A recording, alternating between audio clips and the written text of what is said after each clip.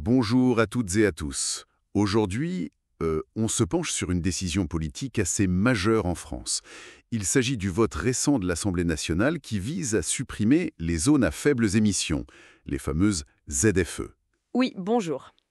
Un sujet qui fait couler beaucoup d'encre. Tout à fait. Alors, pour notre analyse, on s'est basé sur pas mal de sources. La presse, bien sûr, LCP, Ouest France, Le Monde, des analyses de marché aussi, Guichet Carte Grise, Le Hocker, des données officielles, Santé publique France, la Direction générale du Trésor, et puis ce qu'on entend sur les réseaux sociaux. Notre but, c'est vraiment de décrypter les conséquences possibles, que ce soit sur l'auto, l'environnement ou le portefeuille des gens. C'est un sujet brûlant, effectivement. Alors, entrons dans le vif. Déjà, peut-être rappeler ce que c'est une ZFE.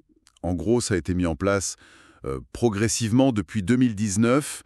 L'idée, c'était d'interdire les voitures les plus polluantes, les critères 3, 4, 5, dans les grandes villes pour améliorer l'air qu'on respire. Exactement.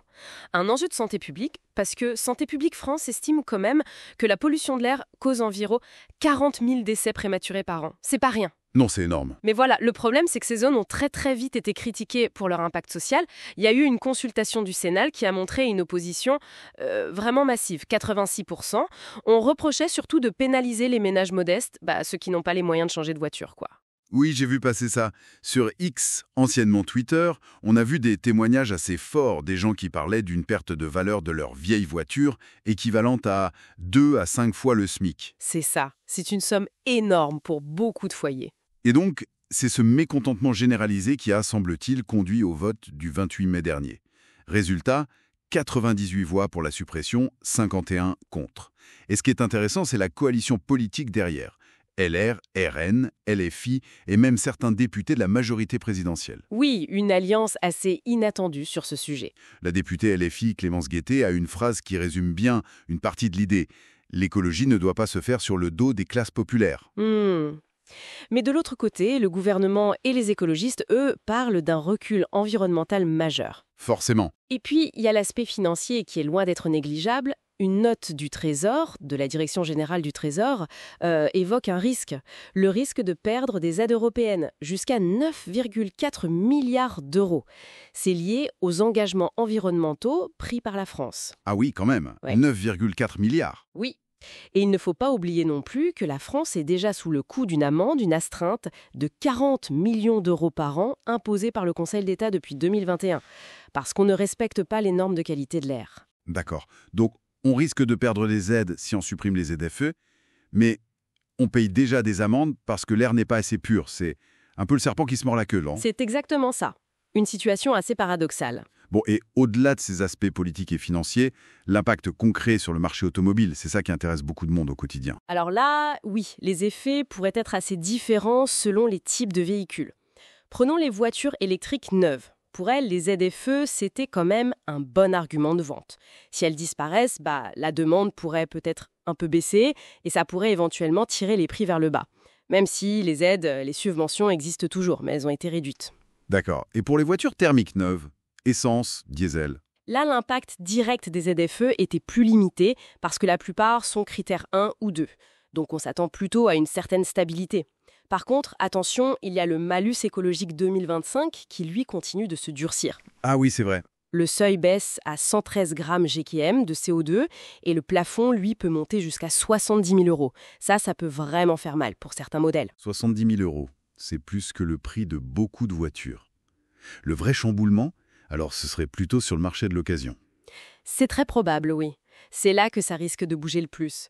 Pour les thermiques anciennes, les critères 3 et plus, qui étaient sous la menace d'interdiction et dont la cote avait chuté, eh bien, elles pourraient regagner de l'intérêt et donc de la valeur si elles peuvent de nouveau rouler partout.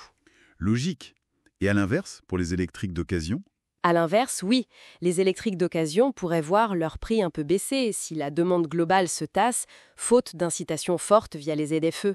On pourrait avoir une période d'ajustement, un peu de volatilité sur ce marché. D'accord. Un petit mot sur le contrôle technique. On avait entendu des rumeurs de durcissement fin 2024. C'est toujours d'actualité ? Non. Qu'est-ce qu'on fait ? On attend ? On achète ? Ah, c'est la question piège. C'est délicat. Si les ZFE disparaissent vraiment, on peut imaginer une petite baisse à court terme des prix des électriques, neuves ou occasion. Donc, attendre quelques mois pour voir comment ça évolue, ça peut être une stratégie. Mhm. Mais il faut aussi voir à plus long terme. La tendance de fond avec les futures réglementations, elle reste quand même favorable aux véhicules dits propres. Et pour une thermique d'occasion un peu plus vieille, critère 3 par exemple. La suppression des ZFE les rendrait plus utilisables au quotidien, donc plus attractifs pour les petits budgets, c'est sûr.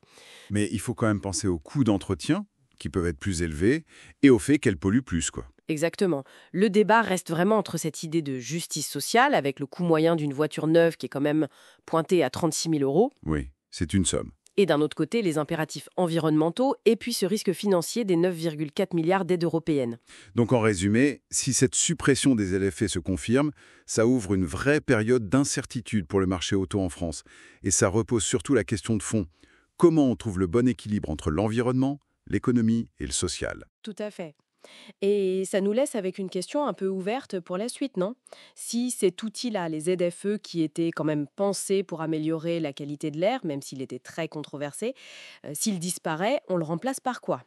C'est la grande question. Comment la France va réussir à concilier l'urgence d'avoir un air plus sain dans les villes et en même temps les difficultés économiques de beaucoup de Français? Quelles pourraient être les alternatives? Un défi complexe.